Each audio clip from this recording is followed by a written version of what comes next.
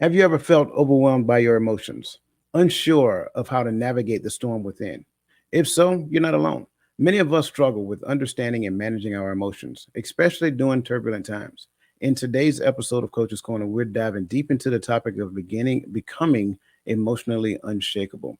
Inspired by Robert Greene's The Laws of Human Nature, we'll explore practical strategies to help you understand the root of your emotional reactions, recognize triggers and patterns, transform emotional challenges into opportunities, build resiliency, and thrive even in the midst of emotional turmoil.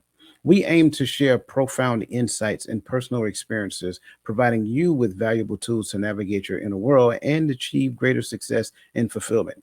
Don't forget to check out the show notes for a free download for a free downloadable to help you apply these concepts in your life. Join us for an enlightening conversation that promises to equip you with the answers and strategies you've been searching for. So let's get it started. I do recall, um, when we were talking backstage, talking about how this show is going to go. One of the things you said is that, well, we need to talk about something first before we get into all that. And I agree with you. I Hmm. really do. So if you don't mind, like in your own words, like how would you differentiate, if you will, between emotions and feelings? All right. So when I said that, I didn't necessarily have the answer. I just thought that we need to make sure that we define what what emotion is, because I think it's something. It's a word that we use all the time, just like the word feeling. Yeah. And I think that and even when we use the word mood, I think these words all kind of are similar. They're all under the same umbrella, but I think they are different. And I'm gonna try. That's why I'm glad I got the opportunity to go first, because it gives you opportunity to come in and clean up a little bit of my definition, If I just can. in case. Because I don't know. I'm kind of had a question. It's like, a lot of times we use words, but I think sometimes even we use them, but sometimes we don't even understand some of the words that we use. Yeah. So I'm wondering if I really know what this word means. So what I think it means is that what an emotion is how I may not feel, but it's like quick. It's like when it's like I look at it as something initially, an initial feeling, but before the feeling. So it's like if coach says something to me, that emotional response, whatever it is, whether it be sad or upset, like I get some news, hey, so and so passed. That initial feeling or that initial thought of sadness is what I think the emotion is. But I Mm, think the feeling sad is different. okay. Man, I don't know, man. No, Help, no, help no, you get it. me out. I think Yeah. I'm tiptoeing around it, but I don't think I've landed the plane. So the confusing part about emotions and feelings is, number one, they're not the same, but they're interconnected. And because they're interconnected, it's easy to confuse one with the other. So emotions are more so of a it's complex, if you will. And so within the complexities of emotion exist three things. You have the subjective reality of the thing, you have the physiological response of the thing, and you also have the behavioral response of the thing. So that would be the three parts of emotions. And when you really think about it, as I know these people in the chats are already like chomping at the bit because we talked about this before, right? When you really think about it, it really talks about the total being of who you are, to where the feelings is the subjective, is the subjective, how can I say it? It's like the subjective opinion of the emotion. So, like, say for example, if I've never been attacked or bitten by a dog, Hmm. but I'm afraid of dogs because of the information that you gave me about dogs. Hmm. Well, that would be more in line with like the subjective experience that I never experienced, right? Because I got that from you. So now, from an emotional standpoint, I have that, that thought about the dogs. I heard what you said about dogs. I don't want to be bitten by a dog. I cannot run a dog, therefore I cannot get away, and all that other great stuff. So now that causes a physiological experience in me. My heart starts beating real fast. I start sweating whenever I see a dog. The dog ain't even thinking about me, by the way. But all those things are happening, and then my emotional response can be ultimately flight, because I am not going to fight, right? So those could be, that's how the emotions factor within me. Well, the feelings, I'm not even in the presence of a dog. Like, there is not a dog within miles, but just me thinking about a dog, like, I hate dogs. I don't want to be bothered with a dog. So that would be the feeling that goes along with it, right? It's not around me. I don't feel threatened. I don't have the physiological response that goes along with it. But because I've heard what you said about dogs previously, and I'm no place around the dogs, I have this feeling in relation to dogs. That's kind of like the best way I can sum it up. Emotions drive a physiological expression to where it changes something internal, your heart rate, you sweating, things of that nature. And then there can be a response from an emotional side standpoint. The feelings is the subjective thought of that thing, that comes from the emotion. And I'm not even, exposed to it or whatever, but I automatically have a thought based upon it. All right. So if I'm hearing what you were saying, I wrote it down in my little scribbly scrap. Emotion is pretty much so when when someone sees a dog, anybody, even myself who is not scared of dogs, if I see a dog and I have, or if a dog is charging at me, then my that emotional response is the response to the danger. Correct. Right, I'm responding in the moment to danger. So that emotional, that what I'm feeling is that emotional fear. But that's different than when the dog ain't around and I'm just like, man, I don't like dogs, man. Correct. Hey man, you want to go to cook up? No, they got a dog over there. Correct. Even though I'm not in the presence of a dog, that's where the feeling is, but the emotion is usually a response to something, and it can be physical. Right. That's the Mm, thing that triggers your fight or flight.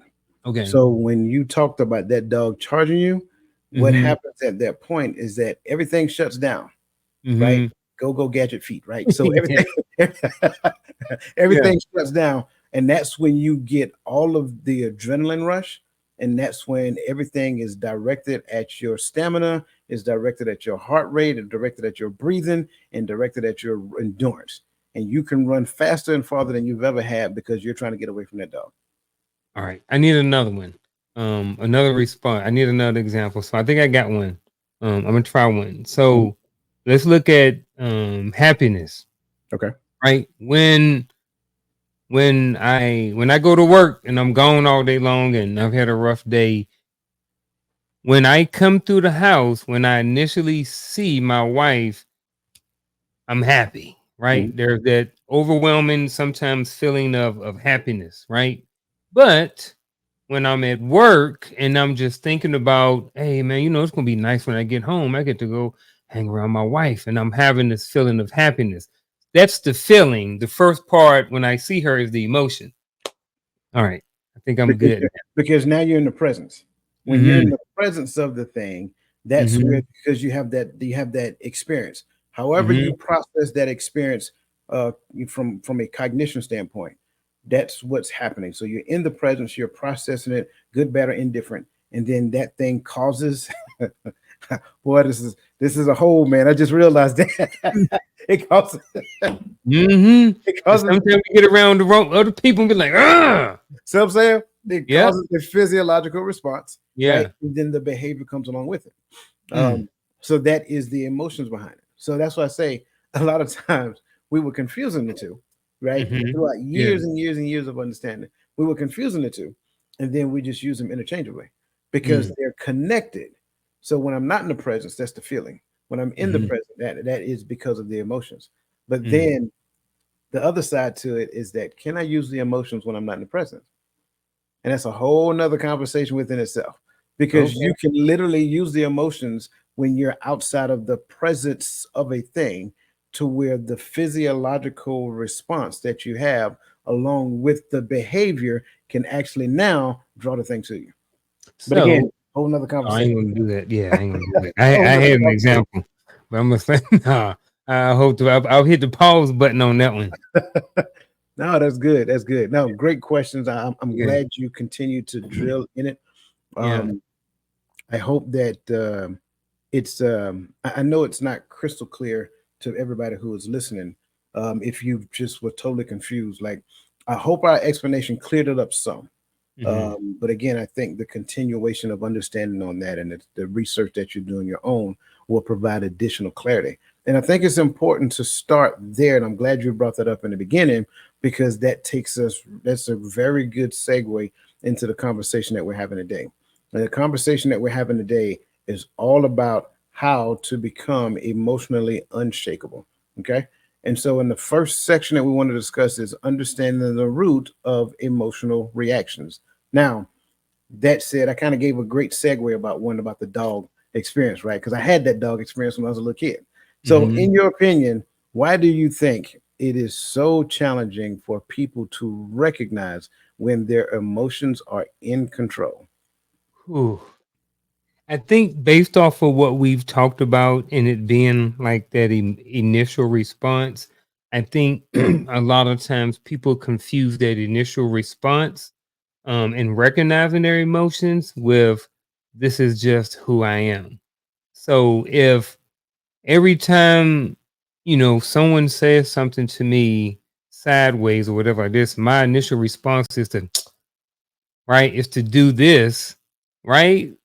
And to get aggravated or angry or frustrated, and then I walk around with this is who I am. Yes, that may be who you are, but every time you do that, you're portraying a certain um not certain level, what's the word? You're portraying who you are, or you're portraying a side of yourself that may not be welcoming to other people. I'll put it like that, right? So when every time someone says something to you, whether it's bad or not, you look at them with like they shouldn't have asked you that question, right? And when you say, well, this is just who I am, I think that causes a wall and it prevents you from being able to progress and being able to grow as a person. So I think just based off, to this question, why you think it's so challenging for people to recognize it is because I think people can separate, their emotions versus who they are. And the control piece comes from not understanding the two. I think so. Yeah. I do like that response, and I'm agreeing. Hmm. Um, if I can add to it, it's a couple of things from my perspective. First and foremost, the conversation we just had, we don't have that with our children. We don't help them to understand that there's a difference between emotions and feelings. It might be a bridge too far for them at that age, but I also believe that we sell our children short by thinking that they don't have the ability to understand. And maybe it's probably because we don't necessarily understand it because we can't break it down to such a degree that they can understand. I've always said that if you can't explain something to the degree that a seventh grader can understand it, you don't understand it. So I will start there. I think first and foremost, we don't understand emotions. We don't understand feelings. Second thing is that we are raised and conditioned for control. What does that mean? That means somebody has to be in control. What is that? Okay, so how do we view control? Well, whatever force that exists within any given space that gets the opportunity to exhibit its will or express its will within the space to make everything move and function. Okay, so now, when you look at it and not understanding emotions and not understanding control, right? Um, well, how do you get to the point of understanding where your emotions fall within the scope of hierarchy? Well, within you, your emotions, like it's an entity. Your mind is an entity. You are spirit. So your spirit is an entity. So we have to get to the point in regulating ourselves to such a degree to where your emotions are not at the top of the scale. A lot of times what ends up happening is that we Move to the beat of the drum of the Pied Piper. I'm just using that as an example. So whatever is the loudest horn that we're hearing, we're listening to that. And that thing becomes music to my ear. And the more I hear it, the more I digest and the more I process it. And then I look to my left and I look to my right, and it seems like everybody is doing it. And so what does that mean? That means that everybody that you pay attention to, they're moving at the beat of their emotions because they have not regulated themselves to such a degree that your emotions are put into balance. When you don't put your emotions into balance, your emotions is driving a train. Therefore, whatever you're thinking about, whatever makes you feel good, I'm chasing happy, kind of like going back to what you said just previously. I'm thinking about what makes me happy. I'm thinking about what makes me sad. And so the things that make me sad, I structure my life to such a degree that I never experience those again. The things that make me happy, I want to replay those things. And so I move to the beat of the things that make me happy, but there's no relevant data that says that this thing, if one plus one is two, that equals happy. So because we're chasing this fictitious notion of I just want to be happy, I just want to be happy, I just want to be happy, but yet I gotta avoid this dog because dogs bite and they hurt, and I don't like dogs. I'm scared of snakes. I'm scared of spiders, and so I was put a wall up, and I prevent this from happening. But I'm chasing happy, and we think what we're doing is good because everybody we know is doing it. So it's like not putting things in proper order within yourself because one, nobody ever taught that to me. Two, I'm chasing happy because that's what makes me feel good. And three, everybody else is doing it. So it becomes a herd mentality. So when you look at why do I think it's challenging because they've never challenged themselves to think otherwise. I'm listening and I'm wondering, consequences and behavior comes up for me is what I'm thinking about, right? I think sometimes it's challenging. I think sometimes people get in their emotions and then sometimes they display a certain behavior. And let's say it's negative, right? And I think that if there are no consequences that come from these behaviors, that come from these emotions, I think sometimes people never really recognize or understand that their emotions are in charge or they're in control, you know? And I look at, all right, all right. So I let's take a relationship, right? And let's take a traditional relationship. And let's say, for instance, one person in the relationship is constantly getting in their emotions and being verbally abusive to the other person, right? Let's say, for instance, it's a woman who is being verbally abusive to the husband, right? I know we don't like to use that a lot of times. We just call it yelling, right? But the reality of it is it's verbal abuse. Let's call a spade, right? When you yelling at your husband or he yelling at you, that is verbal abuse. Y'all don't call me. I'm just a messenger, right? When you go to court, when they come to your house, that's what they're gonna call it, verbal abuse. They Wait, ain't gonna say just yelling. wait. Let me qualify that. Not Okay, just a messenger, a licensed messenger, by the way. there you go. So, with that being said, did I get off track? Let me put the question at. Where's the question? Where's the question? I got to get back on track. All right. So the behavior and the consequences. When you keep coming in and you're yelling, let's back to the example, yelling at your husband, yada yada yada. And he says, okay, well, it's not a big deal. It's okay. I'll just brush it off. This is how it is.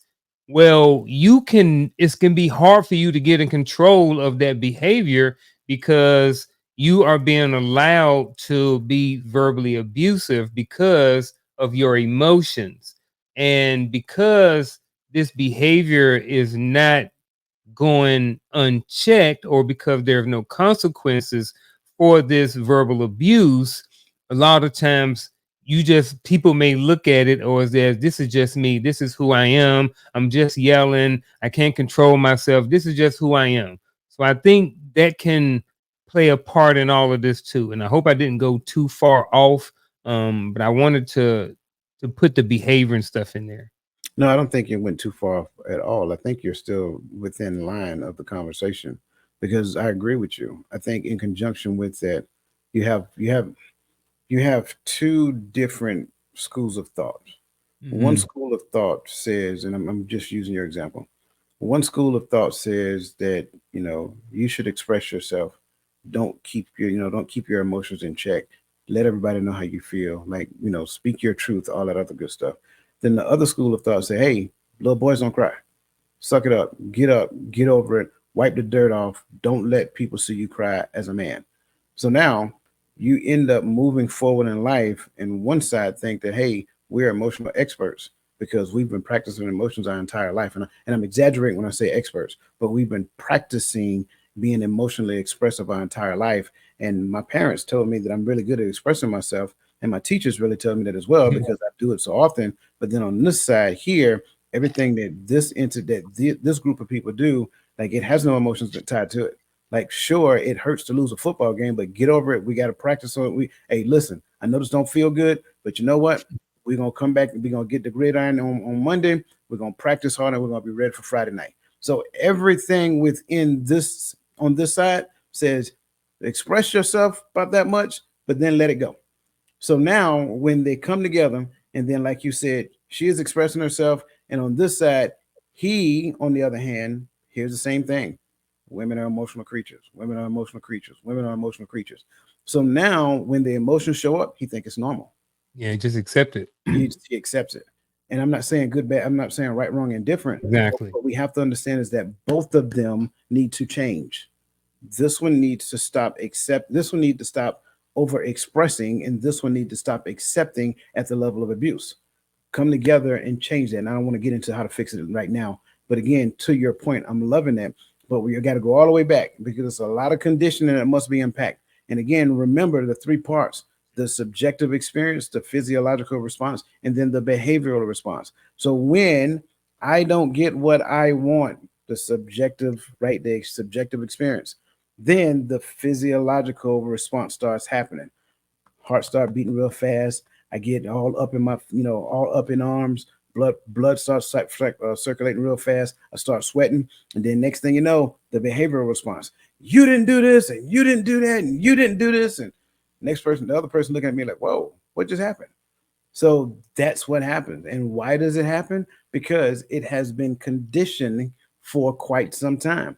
And the thing that you practice over and over and over and over and over again makes what they call the what is it? The it's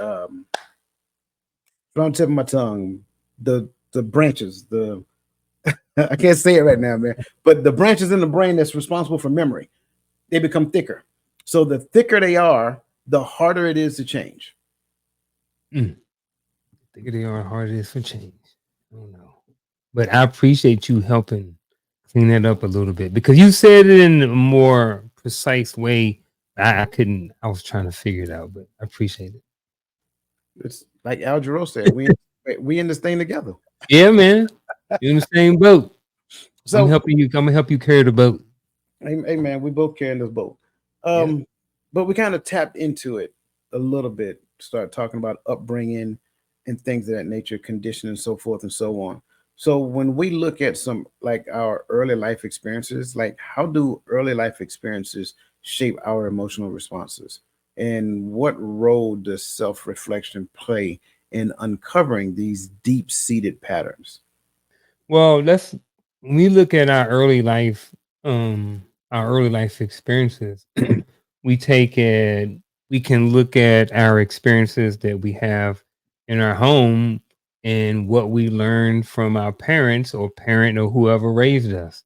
Also, when we look at our early life, we also, I mean, depending on how early you get, we also got to throw in there all and everything that we've learned from our peers and classmates and teachers in elementary and middle school. If we looking at these really early years, all of the different response and actions and different things that we saw when we went to church every Wednesday and Friday and Saturday and Sunday, 3 or 4 or 5 times a week, right? So when we start off young, early in life, all of these different venues and all of these different people, we learn how to respond and we learn about emotions from all of these people, right? So, mom and dad may be teaching this is the emotional response to when this happens. However, when your child is at school, they're getting, excuse me, they're learning a different way how Susie does it, and then the teacher does it a different way. So I do want to start by saying that we have to look at, when we're talking about early in life, there are different avenues of places that we learn from, to include, like I said, church, our immediate family, our outside family. School has a huge influence on our emotional responses to stuff. And if you are a parent, you probably have seen that. You probably have seen you tell your kids or teach your kids certain things, and then when they get in high school or middle school, you say something, and they come back with you with an emotional response that you know good and well would get their lips slapped off their face, their bill slapped off like Daffy Duck. You know what I'm saying? And you know that they learned that from school or somewhere else. So, with that part right there, I think all of those, just being in those different surroundings gives us good things and good places to learn from, hopefully. But the reality of it is that a lot of times we're going to get stuff from maybe not inside of the house. And what these different things look like is not always good, and then so these patterns and different things are being developed in us early on in life. And then now we take them with us to middle school, high school, college, the military, into our adulthood. Now we can start seeing some of the effects of these emotional responses as we become adults or as we get older in life, especially if we're not checking some of the negative emotional responses that we're having. So I got like two parts of this conversation so far. I really want to go back and watch again. The first one was like your response when you was kind of like enacting something and you like sucked your teeth and looked up. I really want to go back and see that again because it was so smooth, right? But then the slapping your lips off like Daffy Duck, that's always like I say that all the Right. time as well. But I love how you articulated your response because you're absolutely right. Um, I think for the most part, and I talk about this as a young parent because I had my first when I was 20 years old. Um, and it's I had no idea what I was doing. Totally clueless. Didn't have an instruction manual. My dad was, living his own life with his other family, and my mama couldn't tell me how to be a daddy, right? So I was just trying to figure it out en route, man. And I went back to what I've always heard that men provide and protect. So that's what I made sure that I did. I provided and protect. I give that as a backdrop because when you look at how do early life experiences shape our emotional responses, well, the first phase I tend to look at is parental modeling. What type of model did they have from a parental standpoint? Well, for someone whose father wasn't in the home, I didn't really have my dad to model what that looks like. I didn't see how he handled his emotions. I didn't see how he, managed situations when somebody else's emotions went over the top and things of that nature. So I had to learn from my uncles. So I looked at what they did, and a lot of times I try to emulate their behaviors, good, bad, or indifferent. And I stress that because there's a lot of great things that we got from our parents, but there's a lot of not so great things we got from them as well. And listen, I want to say it like this as well. Just because a parent is there does not necessarily mean that they're there. So it's not just the absentee parent, but it's the parent that is present, but they don't have presence. And in that, you look at two different concepts. They could be gone mentally, or they could be kind of like ignored, if you will. So both of those things matter. And so when you look at shaping our emotional responses, you have to look at the totality of the experience, the ecosystem of the person.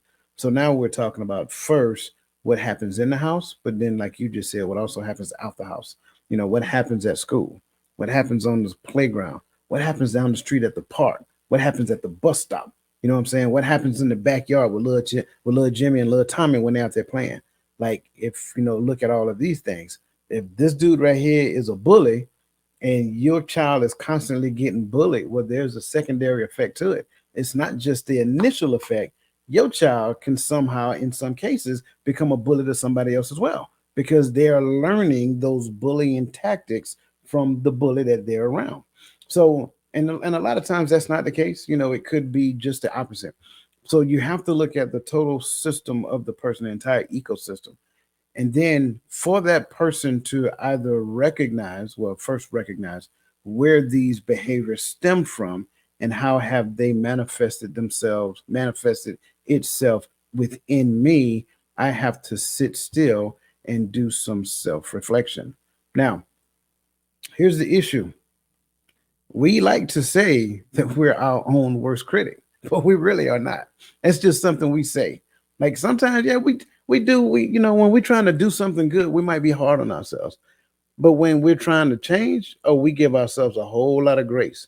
In fact, Mm. we would give ourselves way more grace than we give the other person that actually did the exact same thing that we did. So we got to be honest. If you're not willing to be honest with yourself, then don't even have the conversation with yourself, because you're wasting time. Be honest about what you observe in your behavior. I always say your behavior is the evidence of what you say you believe. So if I believe this thing, but I behave this particular type of way, then my behavior is only sharing with me whether or not I am as far along the line as I think I am or not. So now that causes me to go back and do some self analysis, right?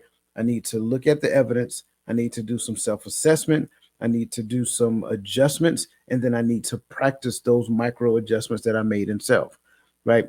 So in my self reflection, it is important to look at the behaviors that I've seen my parents do. Did I get that from them? No. Okay, cool. Look at what I've seen my best friends do. Did I get that from them? No. Okay, cool.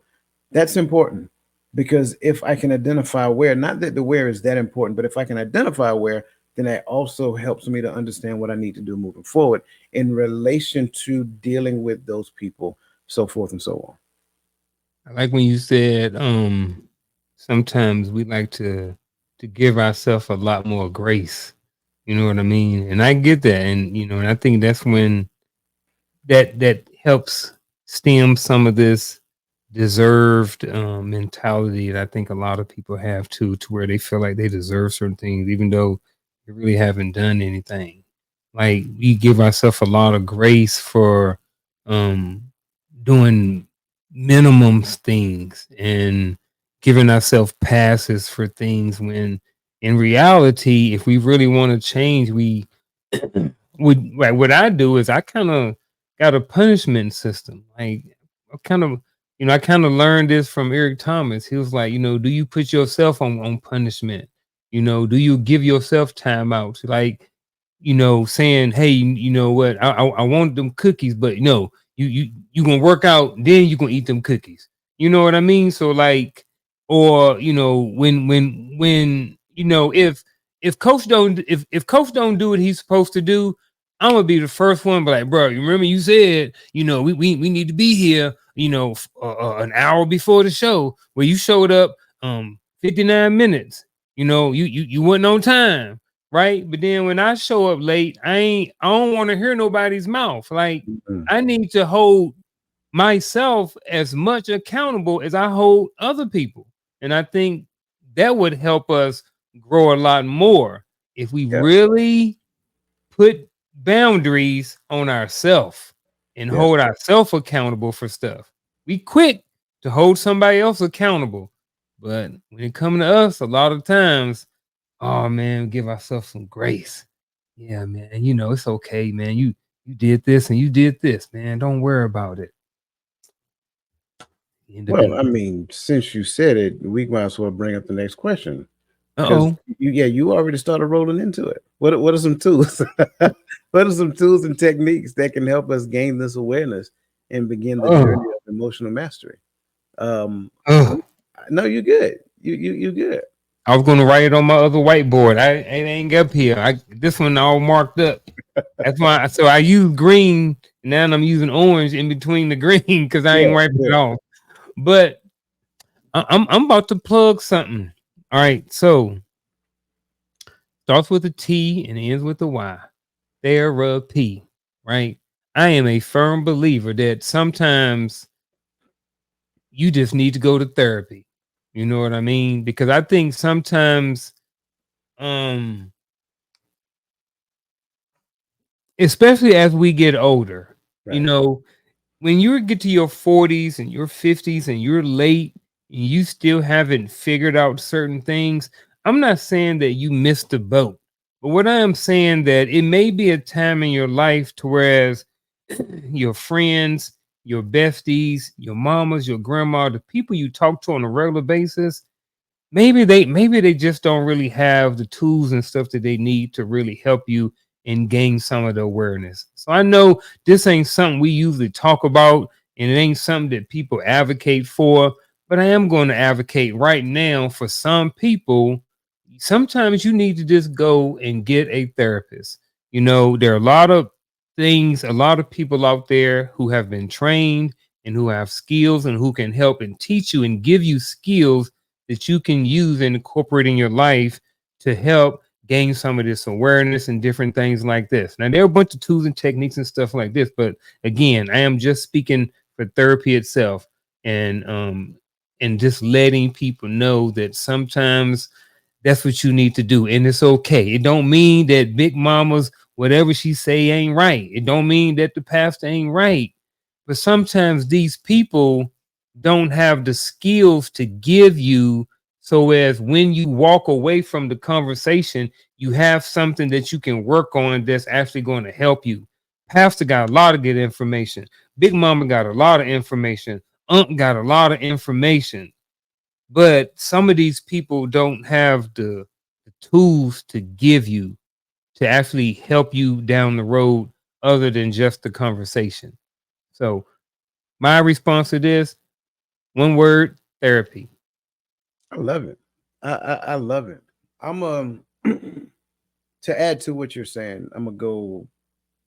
To the I'm gonna go to the left a little bit first, and I'm gonna start with humility.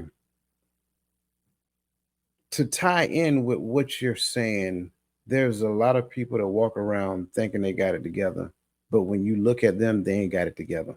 I'm just being transparent, and I don't mean no harm when I say it. Sometimes, a lot of times, most times, all the time, we need to humble ourselves.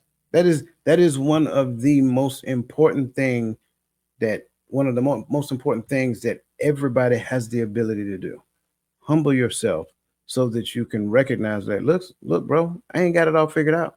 I don't have it all together. Right. And then what I tend to do is I'll cocoon myself into what I think I got together and then think I'm the captain of my cocoon. And then I exist in the cocoon by myself because nobody wants to play with my mental mess. That's really what it equates to. So, first and foremost, humble myself, then seek therapy because I will never get to the point of recognizing that I need therapy because I'm so full of myself because I think I got it all together and everybody else is wrong. Like if you really stop and think into that, that makes absolutely no sense. So first humble yourself, seek therapy. Stop hunting information to put in a conglomerate of junk. I think, listen, man, we're in the information age and it is so much information out there. And we'll go over here and get information from this group and go over here and get information from this group. Oh, this sounds really good. Let me listen to that. And this time, only thing I'm doing is stockpiling stuff. Even the stuff I'm getting, even though it sounds good, I'm only stockpiling it on top of junk because I have not done the underlayer work yet. I need to go in my garden and pull my weeds before I plant more stuff on top of it. Because the only thing that's going to happen is that the weeds is going to choke out the new growth. And the new growth is going to suffocate because the weeds are literally thriving amongst all of the stuff.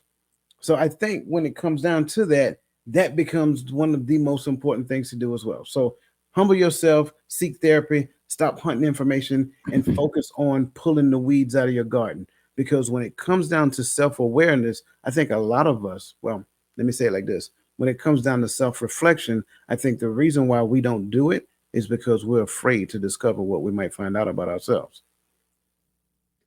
Hey, you about to go into my talking point. My bad. I'm kidding, but you are. You like literally what I wrote down because I was like, I'm over here listening to you, and I was like, man, I gave the therapy answer, but I didn't really give anything tangible, actual a skill or a tool or anything. So I kind of want to add Yeah. to mine. So I want to give the people who are watching think and talk. So if you're looking for a tool or technique, think and talk. So think was what Coach was just talking about, self-reflection. When you self-reflect, a lot more things become aware. I have made it a habit. I don't know how many years ago I started this. After every argument, I go back and I replay the argument, right? And I say, okay, what did you do wrong?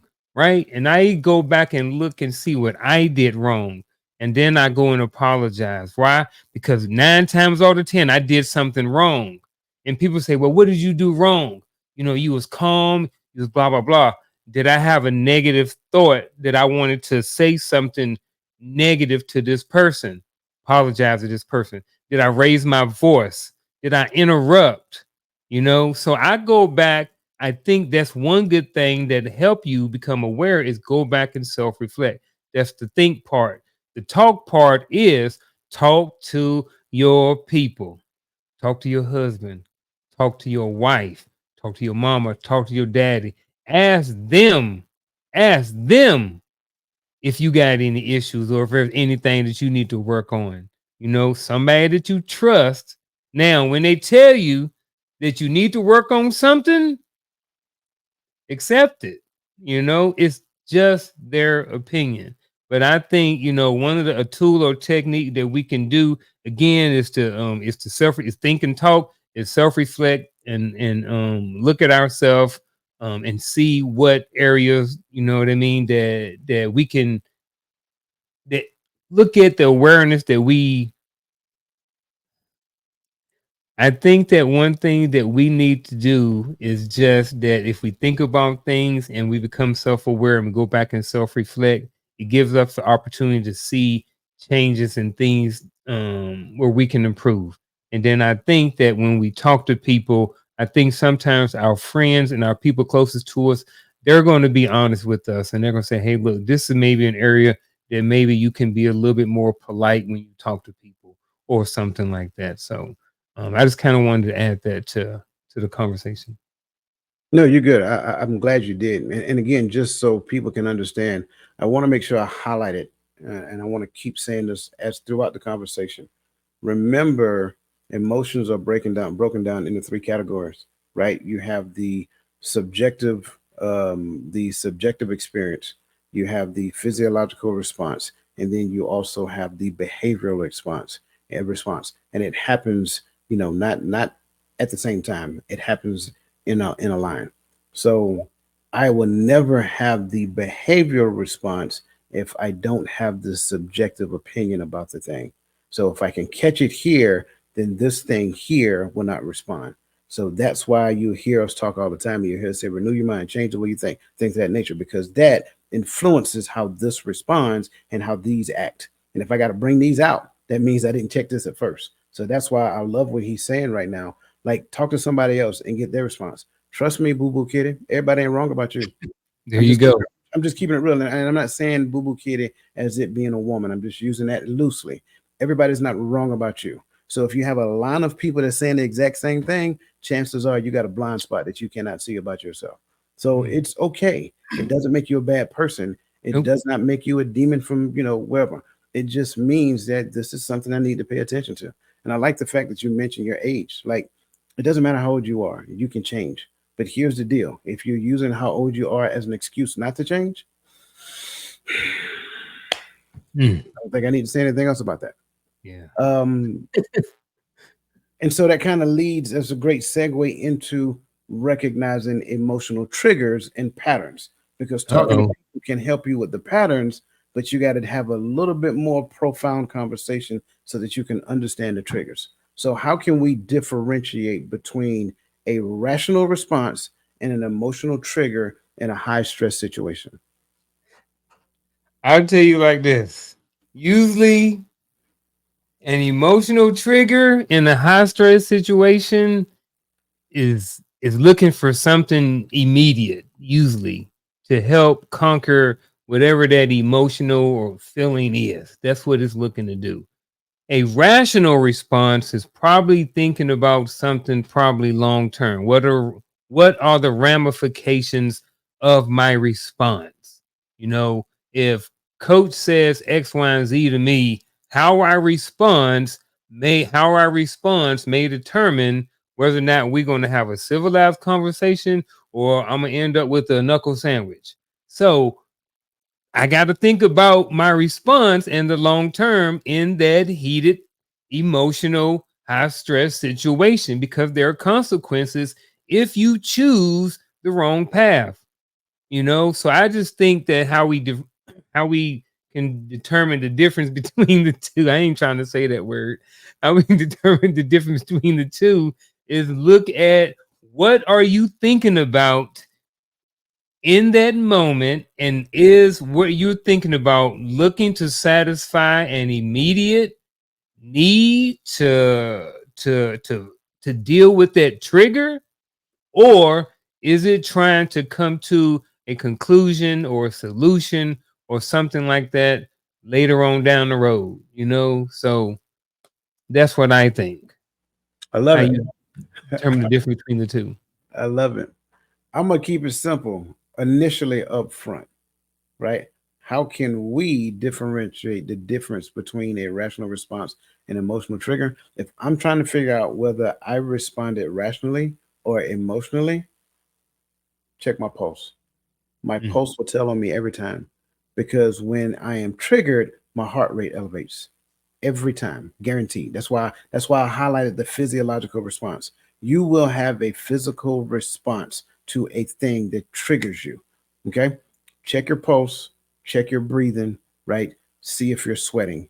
Those are clear indicators that I can check for myself. I don't have to talk to Garfield about it. I can check myself and say, man, that kind of touched me a little bit, brother. Give me a second, right? Let me think about this for a second before I respond, right? And I love what he said, because he's right. A lot of times we tend to respond emotionally and think the other person don't have the wherewithal to realize that we responded emotionally. Sad face. You're subject to the response now. But seriously, that's how you do it. Check yourself. If you are part of a team, relationship, friendship, and you're with that person, and you detect that they were triggered about a thing, just put your hand on them for a second. Just touch them, because sometimes all it takes is for you to break the energy field. When you touch them and they feel you touch them, they be like, and then you be like, you got to say nothing, just dip your head a little bit, and then that causes them to kind of reflect on themselves. But again, that's based upon the relationship that you guys have. Like if me and Garfield are out someplace, let's just say we at, I don't know, we going shopping because he want to buy the latest pair of Jordan. That's what he does. He likes shoes, right? Yeah. So he out buying shoes, and let's just say somebody disrespect him. Well, I know I'm in good company. Like, he isn't going to fly off the handle, but if I notice that he gets a little amped up, I'm gonna touch him and I'm gonna move in front of him and I'm gonna try to take over the conversation to protect him. Right? That's what people do for one another. People who mean each other good. But I guess I struggle when I see people who see their friend getting irate and then they get irate right along with them because they want to take part in what's going on. So Mm. again, check your pulse, check your breathing, right? See if you're sweating. That's what you can do for yourself. But for people that you're with, your friends, family, whatever the case may be, watch each other, look at each other, see how they're responding. If you, oh, another one. If a person starts stuttering, that means they're trying to get it out so fast. It's just, hold on. Let's think about this before you finish that statement, right? Hold on a second. Just process it first. Let it come to you. Say it in a way that honors who you are and what you represent. And sometimes just that little break with you talking to them, right? Because you're not talking at them, You're talking to them because you see that they're ready to just pop off, right? So you're talking to them, say, hey, slow it down a little bit, catch yourself, think about it, then let it go. Because I'm telling you, that's a clear indicator. When they get to stuttering, Mhm. yeah, hold on, wait a minute. Let's talk, let's think about this first. You don't have to share, but have you ever been in a situation, in a high intensity situation, to where you had to make a rational response versus making the emotional response? I have been several times. Yes. I'm not even Yes. going to talk about the army, right? Mhm. I think the first, I'm gonna be I'm gonna be as transparent as I possibly can based on Mhm. what I remember. Yeah. I think the first time, because we young, and you know how it is, we full of testosterone, uncontrolled emotions, all kind of other stuff. That so then somebody want to get in your face and they want to challenge you. I knew I needed not to participate in that because of what the potential second and third order effects were. Now, for me, I know like my family. My family is we're very protective of one another. And so one of the things we always talk about is that don't get yourself into a situation that's going to have to cause somebody to come and rescue you, whether we're talking going to jail, whether we're talking, what I'm saying, coming to participate in what you started. So the first time I did it, I really felt, and for the lack of better terms, I really felt like a punk. I was like, wait, hold up, that didn't feel, really feel good. Like I walked away from a fight. Like I don't. Then as I started thinking about it, I started feeling better about it because at that point, I want to say I was like 17, something like that. But at that point, again, kind of feeling like a punk. I wonder what everybody else thinking because that's what you do at that young age. How they gonna see me, what they think about me, things of that nature. And then I started thinking about it. And an older gentleman who watched the whole thing, he called me. He said, come here. He said, come here, young buck. So I went over there to him. He said, I know what you're doing. He said, I know what you're doing right now. He said, stop it. He said, you're questioning what you just did. He said, let me tell you this. He said, what you just did was probably the most honorable thing that could have been done in that situation. He said, now think about what could have happened if you had let your emotion, well, let your feelings, that's what he said, let your feelings get the best of you. And I'm paraphrasing because I can't remember everything he said. You got to realize this was years ago. But he said, imagine what could have happened if you had let your feelings get the best of you. Like y'all could have gotten, scrapping fisticuffs. Or worst case scenario, somebody could have just, you know. So now you're looking at something that could have been harmless got harmful, and then people going to the hospital, so forth and so on. And so I think then, just listening to him because he was very calm and he had that deep voice. And you know how it is when you're a young man and you hear another, older man with a deep voice, it kind of penetrates and vibrates deep within. So what he was saying like meant something to me. Plus, remind you, my dad's not home, my dad's not there. So I'm listening to what he is saying, and I'm like thinking, like, hmm, I know he don't know me from a can of paint, but this conversation really sounds like he cares about me. So I listened and I was like, okay, that makes sense. Because like you said, you got your whole future ahead of you. You don't want to throw it away from one moment when you lose control of your temper and you just want to retaliate and you don't want to look like a punk. He said that's stupid. Don't ever he said don't ever worry about you looking like a punk. He said always use this thing and make the appropriate decision in the appropriate time so that you can do the things that you are called to do. Bro, looking like a punk? Hold on. I don't think people really understand what it takes to walk away. I think a lot of times people take it for granted when men walk away from things. Walking away is hard, and having to deal with yourself after you walk away from a fight is hard too. When you like, man, I wanted to give it to that dude or that person and walk away, you feel embarrassed, you feel weak, you feel less of a man sometimes. Now, we talking about in the streets. I ain't even going to talk about in our own homes.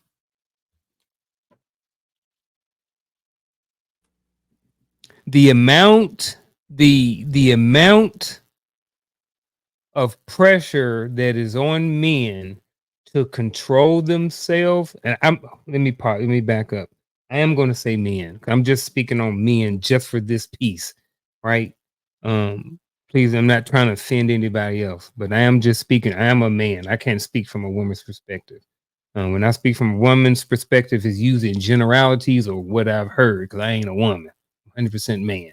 So when we want to be aggressive and we can't, it can be hard sometimes. We can't treat you the way we treat our boys. I can't treat my wife and be aggressive as aggressively with my wife as I can be with coach or some dude in the street, right? I understand that.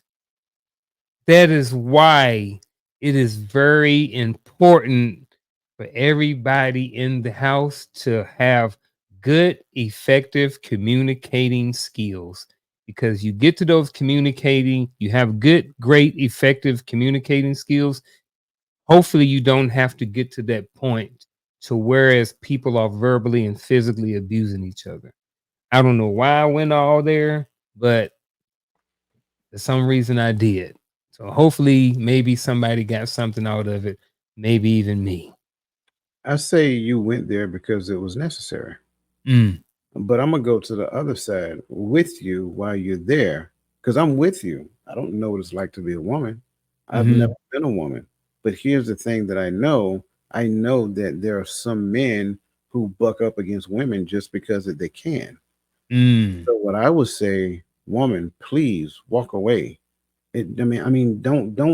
Don't take the physical abuse. Don't take the verbal abuse. Just decide to walk away and then go talk to somebody.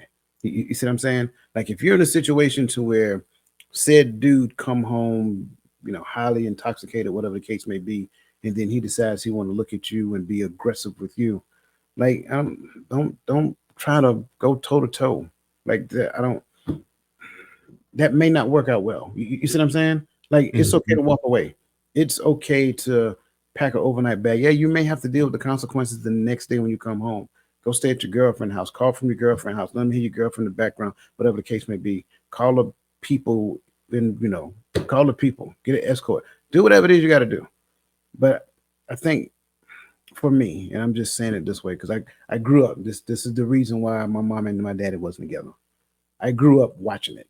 You know what I'm saying? In Heidelberg, Germany. I seen it with my own eyes. And it wasn't a pretty sight. And don't get me wrong, I say it all the time. My mom ain't no joke. I've seen it. Ain't no mhm, joke, bro. I think she taught Mike Tyson how to do it. mm, But you should never have to go through that. And she pays it. There was some consequences for it. And she tells the story better than anybody. And I'm in awe when I listen to some of the things that she share. But I think for the most part, just being transparent in order for the home to get healthy, the home has to be free of violence. mm. Regardless of who started it, somebody has to make an adult decision and end it. And I think that's the perfect segue into the next question. Because that being said, in what ways can recognizing our emotional triggers improve our professional performance and decision making processes?